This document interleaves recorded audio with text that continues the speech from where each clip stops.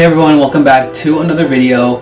So a lot of you have been asking me a lot of questions down below in my comments, so I decided I'd make a big Q&A video just to answer all of your questions. I would first of all like to thank all of you for watching my videos every time I post them, and for all your comments and your likes. So just thank you very much for all that. So now I'm going to start off with my first question. My first question is, how old are you?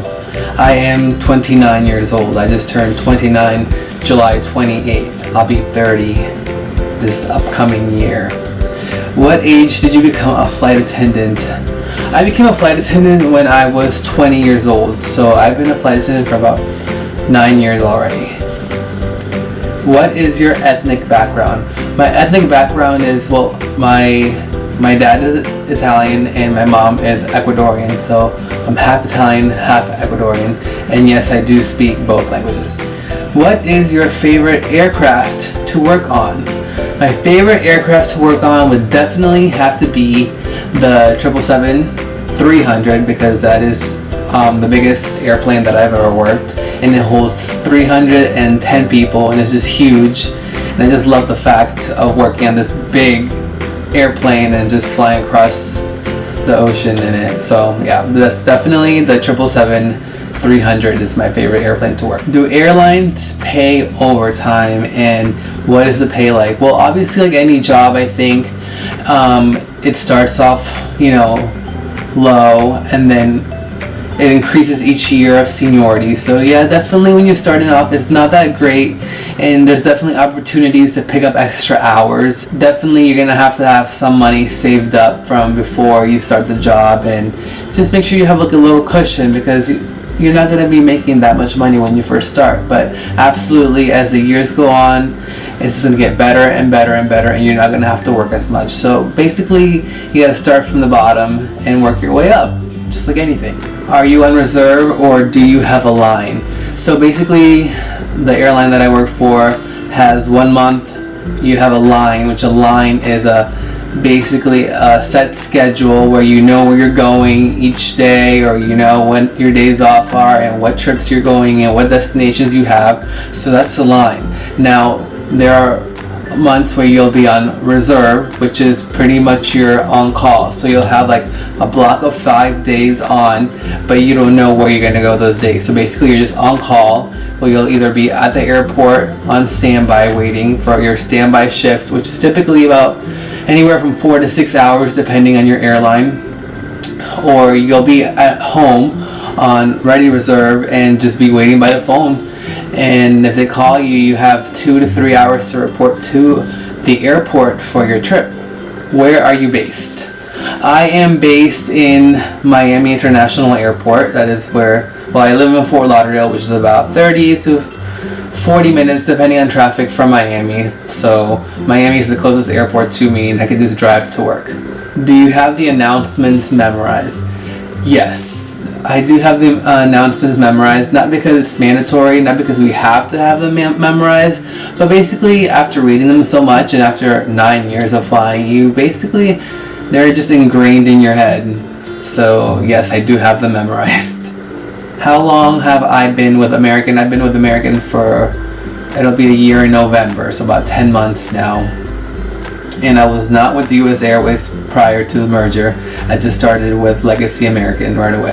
What type of customer service jobs did you have before becoming a flight attendant? So definitely you need customer service experience when applying for a flight attendant job.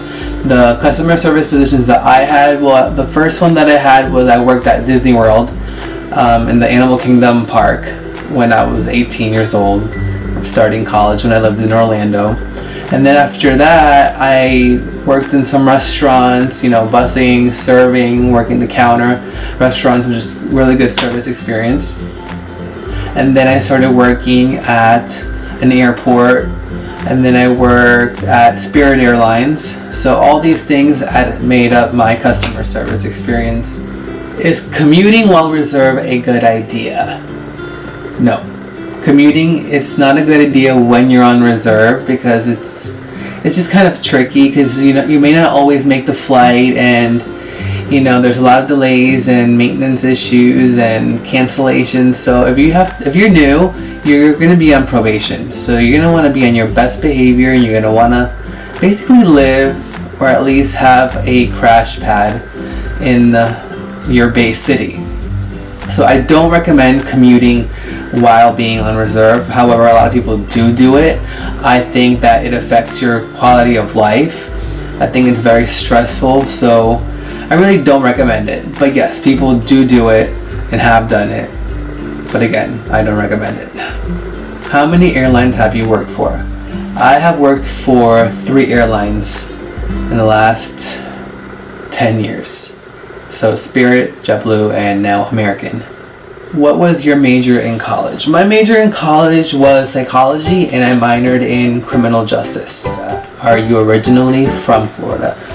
No, I am not originally from Florida. I was raised in Florida, but I was born in New York. But we moved to Florida at a pretty young age. So I was pretty much raised here in South Florida, and I just love it, and I don't think I would ever move anywhere else. Is being a flight attendant your childhood dream? Yes, being a flight attendant is definitely my childhood dream. I've always loved it. I always admired flight attendants when I was younger, or whenever I would travel, or whenever I would go to airports. I just loved the environment and just loved everything about being on an airplane. So yes, I'm definitely living my dream. Are you a purser? A purser is basically the lead flight attendant on long, wide-body international flights. And no, I am currently not a purser. I would love to be a purser, definitely, in the future, once it becomes available for me to apply. Do you think you will be a flight attendant for the rest of your life? I do think I will be a flight attendant for the rest of my life. It's definitely a special job, and once you're in it, it gets in your blood and you get used to it, and the flexibility is wonderful, and it's just a lifestyle, and once you're in it, you just can't get out of it. If anything, maybe one day I won't work as many hours, or I'll cut back my hours, or I'll go part-time, but I definitely don't think I'll ever quit. It's really great benefits, so I for sure will always be a flight attendant. Even if I find something else I want to do later in life, I will always keep that job. I will never quit. What was your scariest flight experience? My scariest flight experience, I haven't had anything like terribly very scary with passengers, like being like misbehaving or getting arrested or anything like that.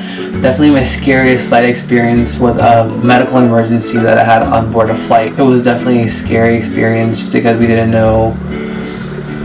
She really was not feeling well, and I don't want to give too much detail about it, but it was a woman not feeling well, and she basically was ill the whole entire flight, and we had to get her on oxygen and give her IVs, and thankfully we had a doctor on board, but basically she was on the floor of the flight the whole entire 2.5 hour flight. So this was at the beginning of my career, so this was almost 9 years ago. So I was brand new and fresh, and it was one of my first serious medical injuries. But again, luckily there was a doctor on board and kind of helped us deal with the entire medical emergency up in the air.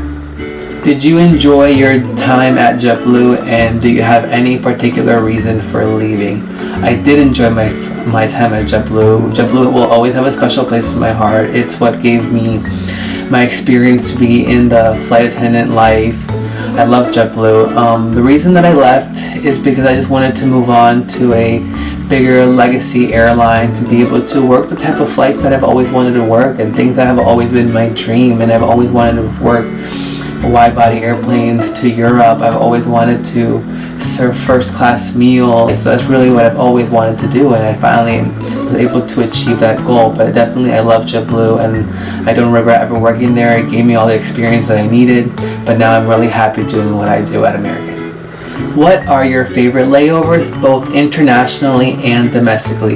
Internationally is kind of hard, but anywhere in Europe basically. I love Madrid, I love Barcelona, like my last video. I love Paris, London. Those are my 4 top European cities that I love visiting. And domestically, this is going to be very cliche, but I love New York layovers in the city. I love Washington DC, And my third favorite is definitely San Juan, Puerto Rico, because I love going to the beach and laying out. It feels like a little mini vacation while you're at work. Do you plan on switching bases, or do you plan on staying in Miami forever? I plan on staying in South Florida forever, definitely, and I don't think I'll ever switch bases. Like, I really don't have any reason. I'm very content being in South Florida. Miami base is so close, so definitely I'll be staying down here in South Florida forever. And that's going to be it for my questions, you guys. Once again, I want to thank all of you for watching my videos, and thanks to each and every single one of you who have subscribed. It really just makes my day to get those notifications. Makes me so happy. So once again, if you have not yet subscribed, make sure you subscribe down below. If you have any more questions, make sure you leave a comment also. And don't forget to give it a thumbs up, and I'll see you guys on my next video. Thank you and have a great day.